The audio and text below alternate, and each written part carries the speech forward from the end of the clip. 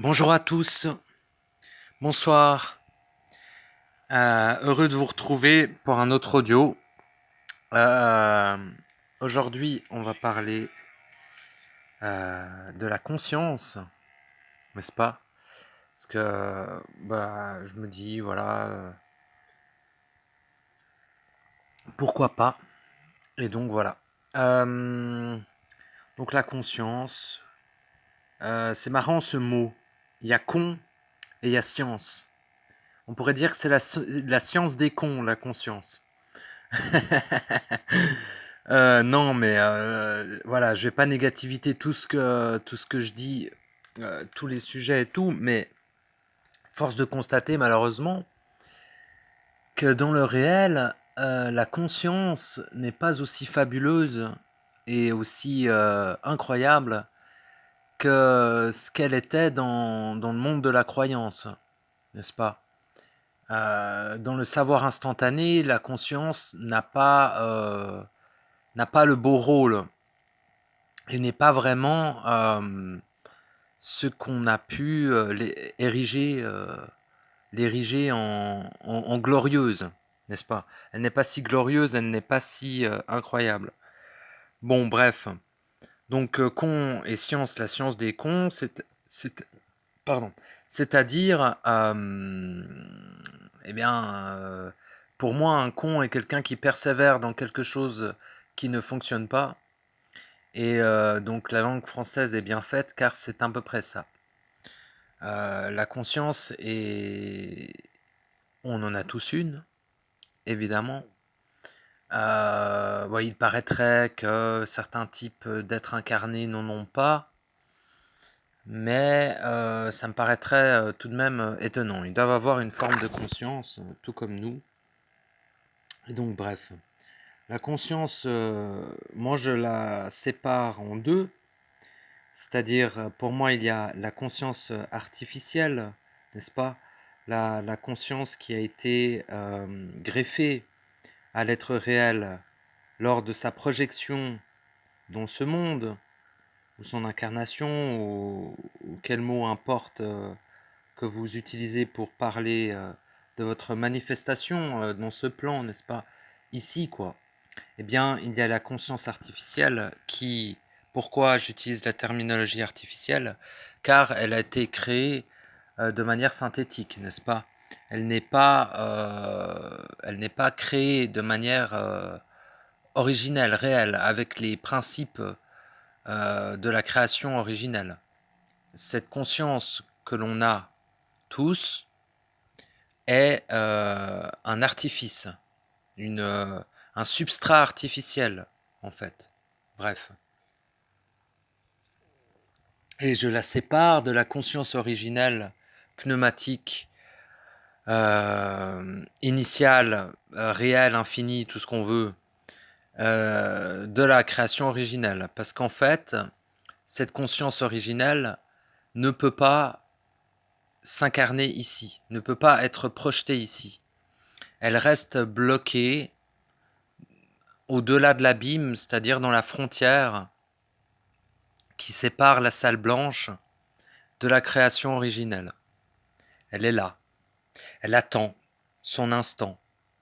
Elle attend rien vu qu'elle n'est pas dans le temps, mais voyez, en gros, d'une certaine manière, étant séparée de l'être réel, on pourrait dire, même si elle n'attend pas vu qu'il n'y a pas de temps, on pourrait dire avec des mots humains qu'elle attend d'être réintégrée à l'être réel, c'est-à-dire que l'étincelle, ce que nous sommes, retrouve l'être réel dans la salle blanche ou peu importe ailleurs. S'il n'est pas dans une salle blanche, le vôtre, votre être réel, bah tant mieux et c'est très bien. Mais l'important est de le retrouver, peu importe où il est.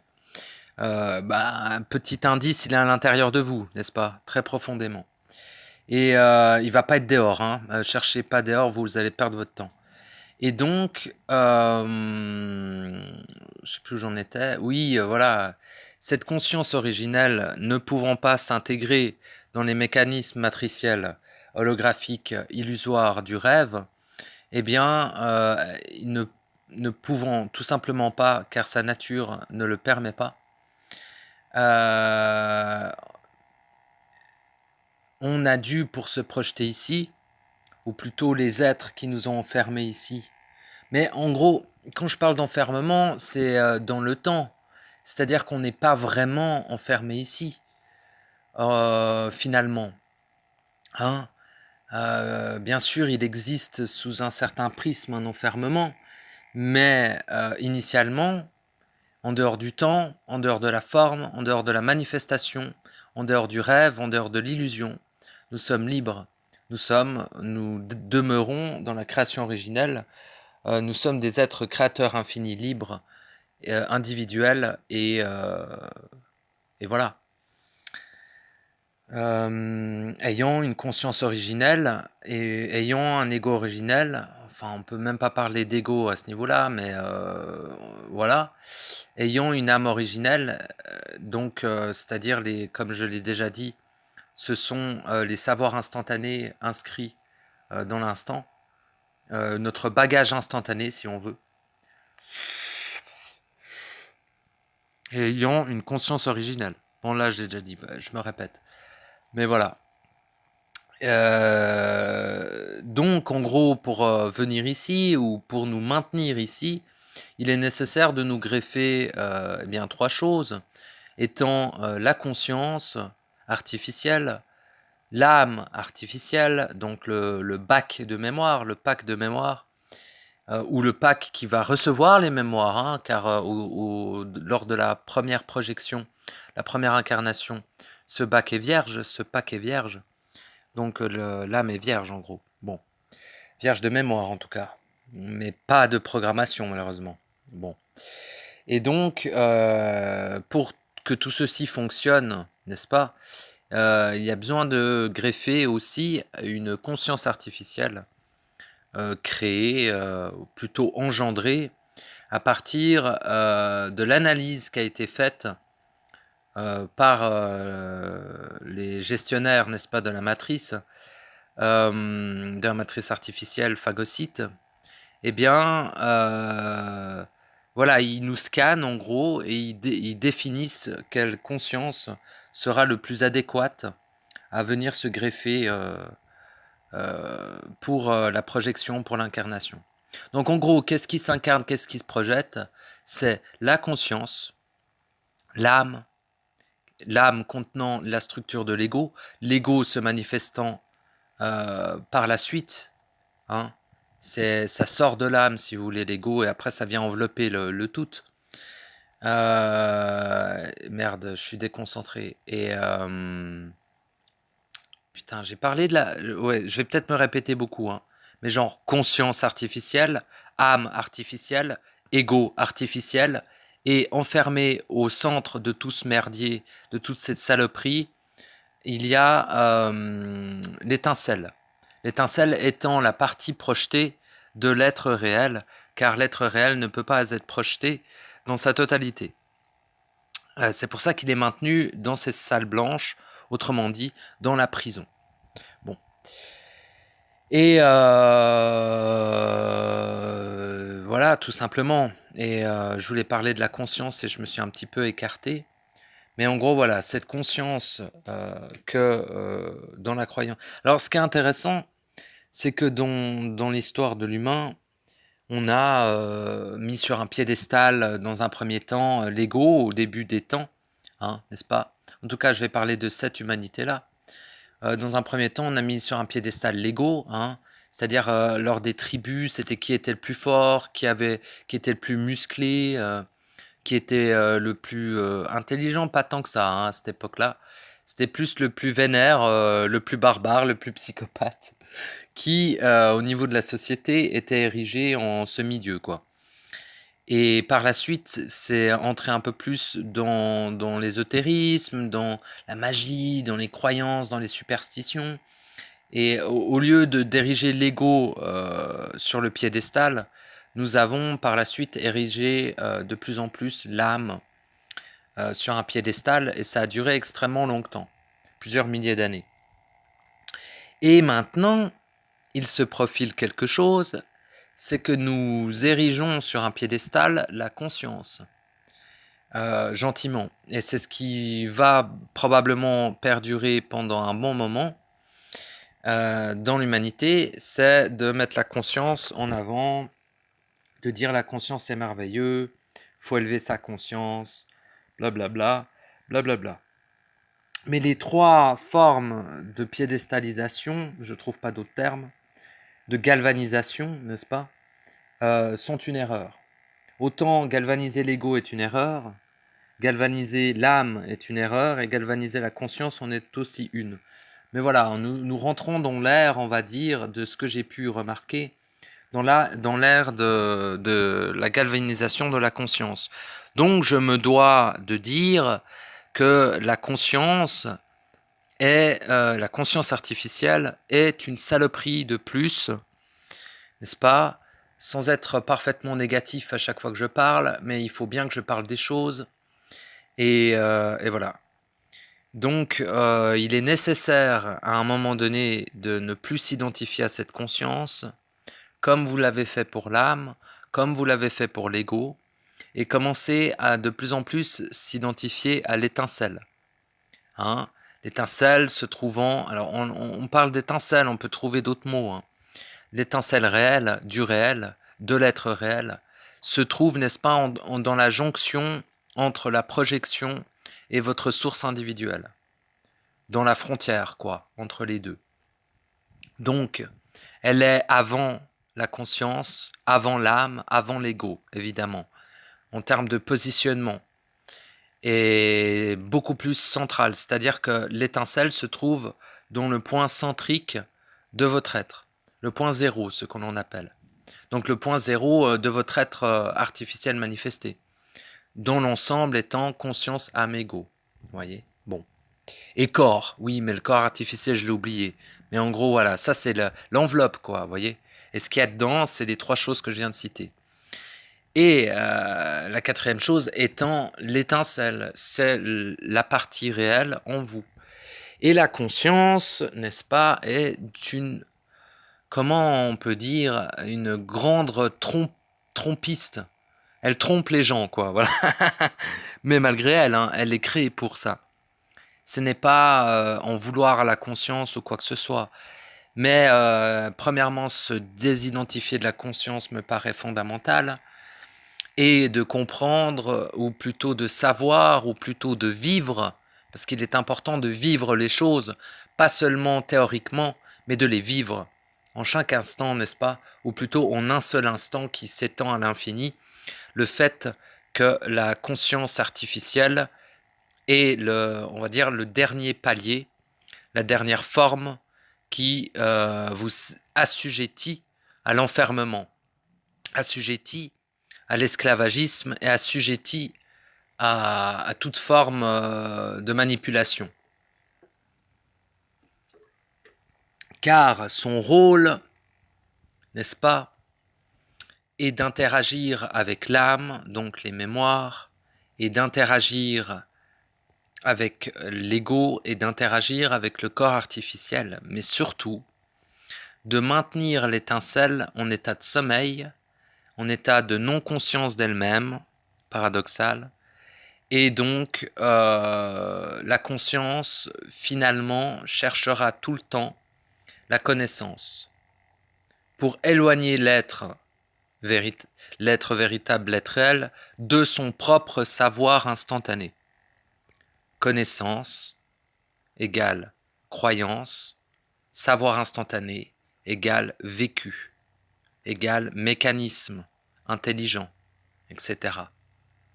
Donc, la conscience n'est pas, cette conscience-là artificielle n'est pas votre allié, et au contraire, elle demeure la dernière étape qui vous maintient dans une certaine forme d'enfermement et qui va activer, n'est-ce pas, les programmations contenues dans votre âme. Donc, il est important à un moment donné de se désidentifier de la conscience, je l'ai déjà dit, mais aussi, n'est-ce pas, de la dissoudre, de s'en détacher, de la détruire, de l'assimiler, de utiliser encore une fois la technique qui vous est propre. Mais à un moment donné, il faut transcender cette conscience et non pas l'élever ou je ne sais quoi. Il faut tout simplement s'en détacher, s'en séparer, s'en éloigner. La détruire, quoi. Hein, voilà, tout simplement. Mais pas laisser le truc vide. Ce qui est important, c'est de la remplacer par la conscience universelle, par la conscience originelle, par la conscience pneumatique. C'est la même chose, c'est les mêmes mots. Hein. Enfin, c'est d'autres mots pour dire la même chose. La conscience initiale, etc., la conscience réelle. Une fois que vous acceptez, ou plutôt que vous faites acte de dissoudre votre conscience artificielle, eh bien, la conscience originelle peut se projeter dans votre corps artificiel. Et voilà, tout simplement. Et comment le faire? Vous trouvez ce savoir en communiquant avec votre esprit, en communiquant donc aussi avec votre être réel, et évidemment en vous reconnectant à votre âme originelle.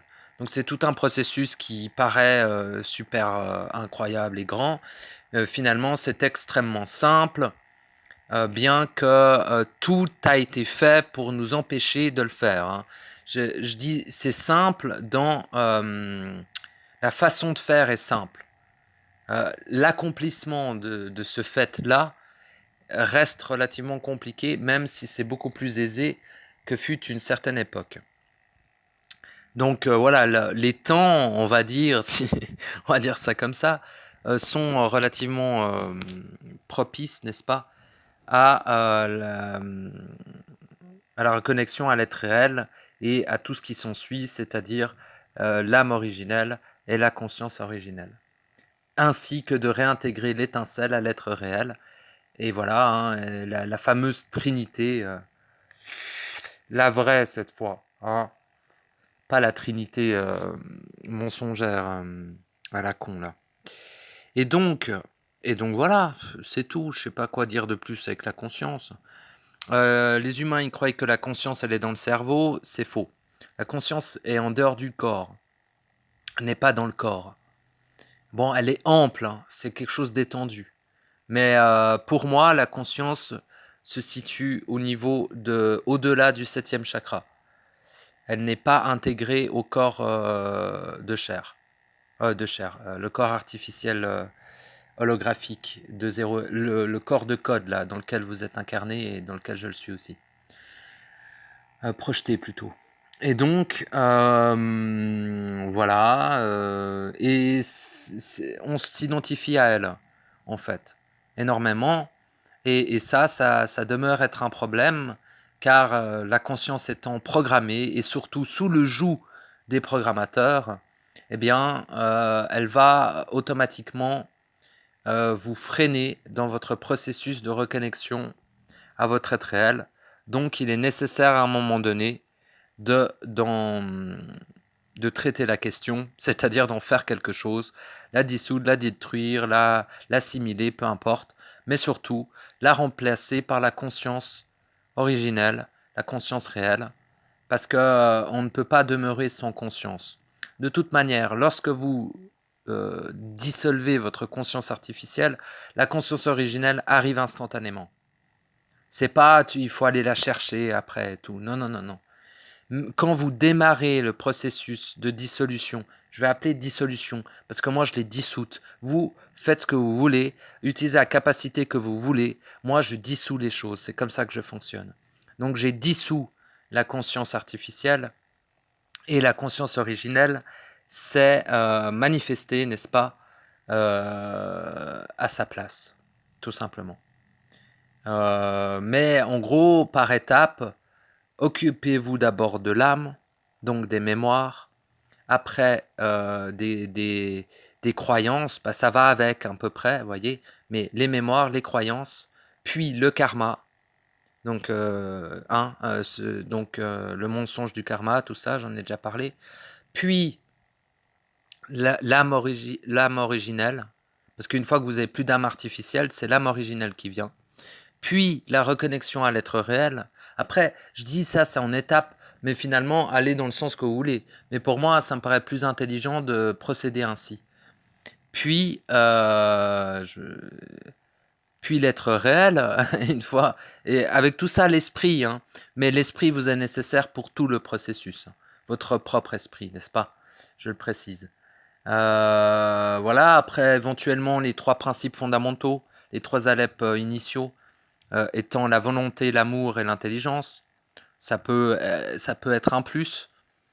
Et enfin, ah oui, j'ai oublié l'ego, mais l'ego, c'est le premier bail à faire, hein, c'est le premier truc à s'occuper. Bref, excusez-moi.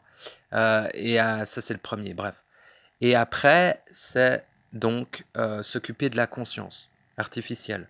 Puis, quand vous vous êtes occupé de la conscience artificielle, c'est la conscience originelle, pneumatique, initiale, réelle, infinie, voilà, qui vient n'est-ce pas, se manifester à la place de la conscience artificielle. Voilà.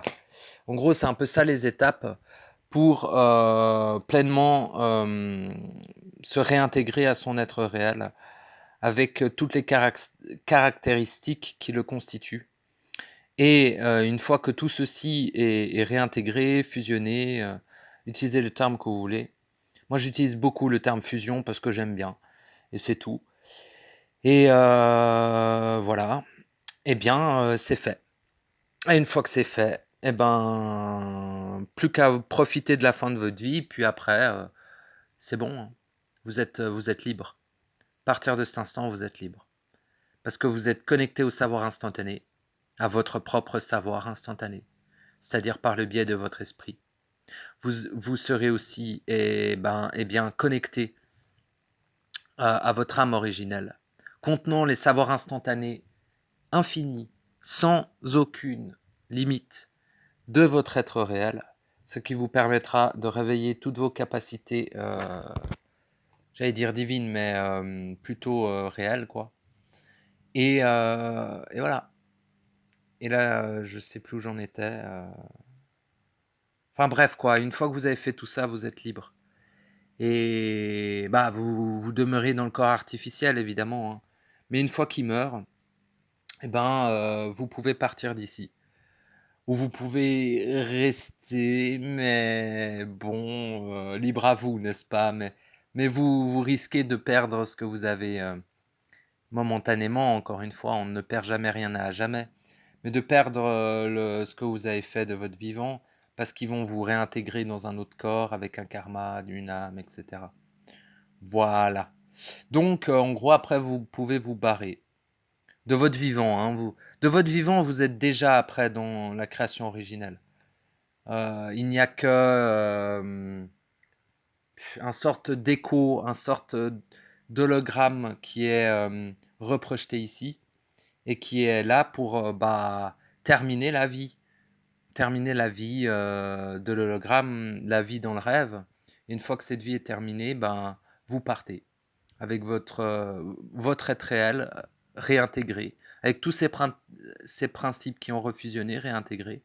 Eh bien, il part de la salle blanche, il part de la prison, tout simplement, et il retourne à la création originelle. Voilà, c'est à peu près tout sur la conscience. Il n'y a pas grand-chose de plus à en dire. Voilà.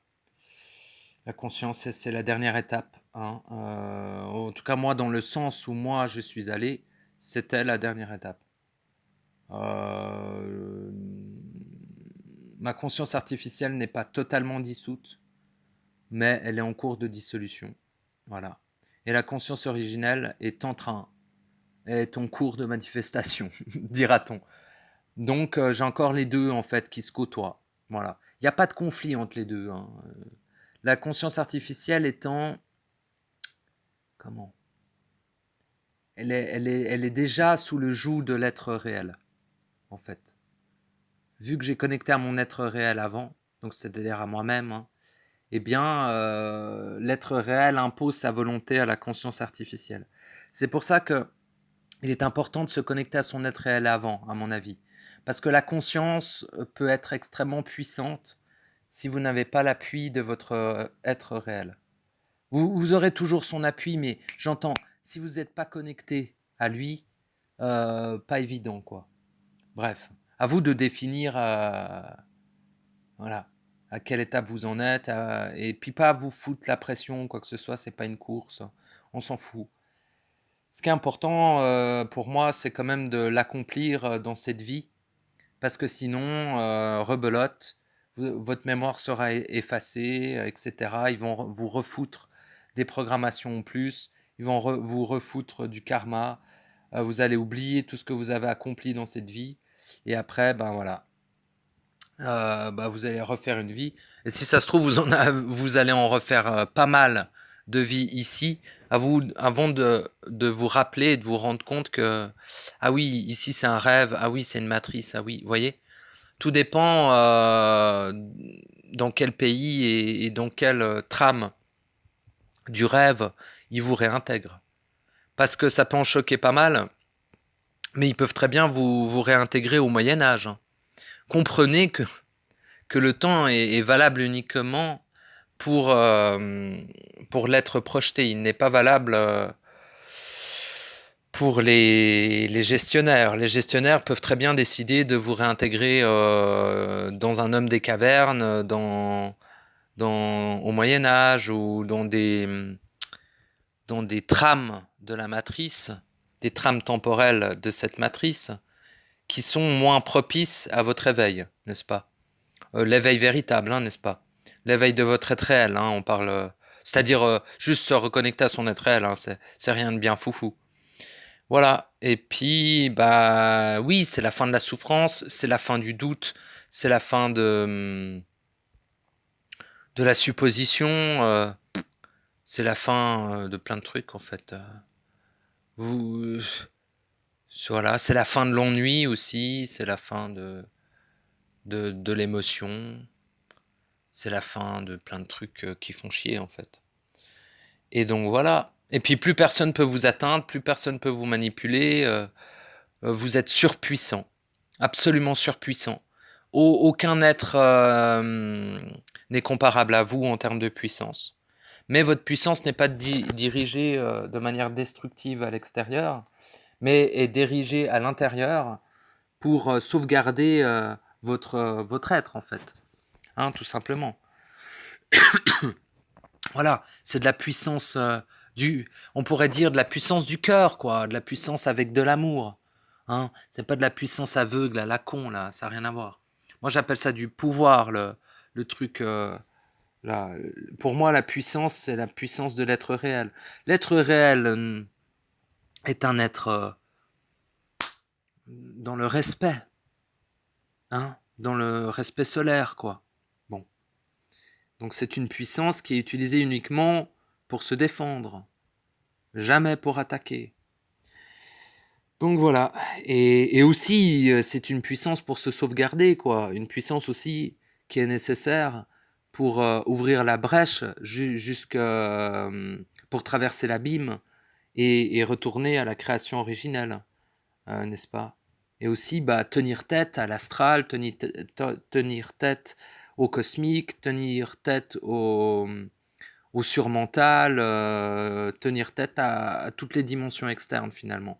Tenir tête aux archontes et pouvoir traverser devant les créatures du chaos là dans l'abîme.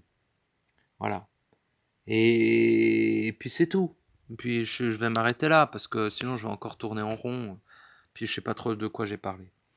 Donc voilà ce qu'il en est pour la conscience. En vrai, j'ai pas vraiment parlé beaucoup de la conscience parce qu'il n'y a pas grand chose à dire. Hein.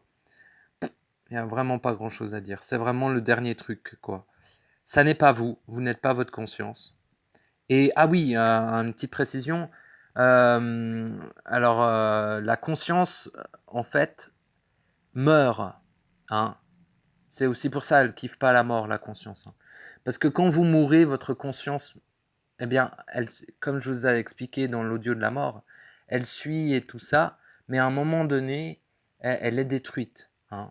À un moment donné, elle est détruite. Quand vous vous réincarnez, en fait, elle n'est pas détruite. Elle est détruite quand vous vous réincarnez.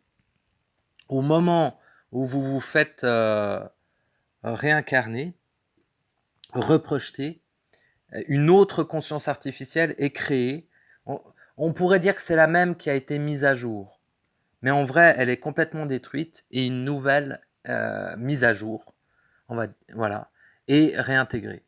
Donc après, bah voilà, c'est des allers-retours. entre le monde de la mort, le monde du karma, voilà, les mondes astraux et ici. C'est juste des allers-retours. Et les gestionnaires, n'est-ce pas, vont... j'aime bien dire les gestionnaires. Je vais les parler comme ça. Eh bien, vont décider pour vous, nains, parce qu'on ne décide pas dans quelle famille on s'incarne, on ne décide pas du tout dans quelle époque on s'incarne, on ne décide pas sa trame de vie, nous ne décidons pas de notre destin, hein, c'est des conneries absolues. On ne décide pas de l'époque, on ne décide pas du pays.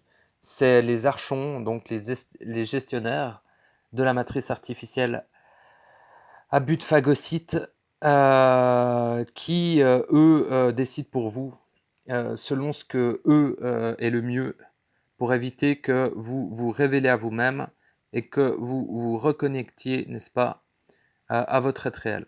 Donc, qu'est-ce qui se reconnecte finalement si ça n'est pas la conscience, si ça n'est pas l'âme, si ça n'est pas l'ego? Eh bien, c'est l'étincelle. Donc, l'étincelle étant la partie de l'être réel qui se reconnecte à l'être réel. En gros, l'étincelle, c'est vous. Et l'être réel, c'est vous. La conscience artificielle, c'est pas vous. L'âme artificielle, c'est pas vous. L'ego artificiel, c'est pas vous. Le corps artificiel dans lequel vous êtes enfermé, c'est pas vous. Tout simplement. Voilà. Bon, bah, j'ai fait le tour. Je vous remercie pour votre écoute. Excusez-moi si je me suis beaucoup répété. Je pensais être beaucoup plus précis et concis. Mais c'est ainsi. Et je ne recommencerai pas, car je n'aime pas recommencer les choses. Je vous remercie beaucoup de m'avoir écouté.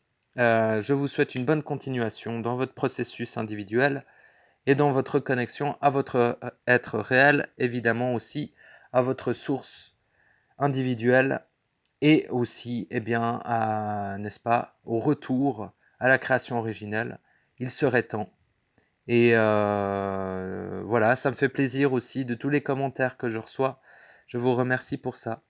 Ça me motive dans ma dynamique. Et je suis heureux de voir, de constater plutôt, qu'il y a des êtres qui sont dans le même processus que moi, ou en tout cas qui comprennent ce que je dis. Et ça fait vraiment plaisir. Et, au niveau du cœur, ça m'emplit d'une grande force dans le cœur. Voilà. Au revoir. Merci.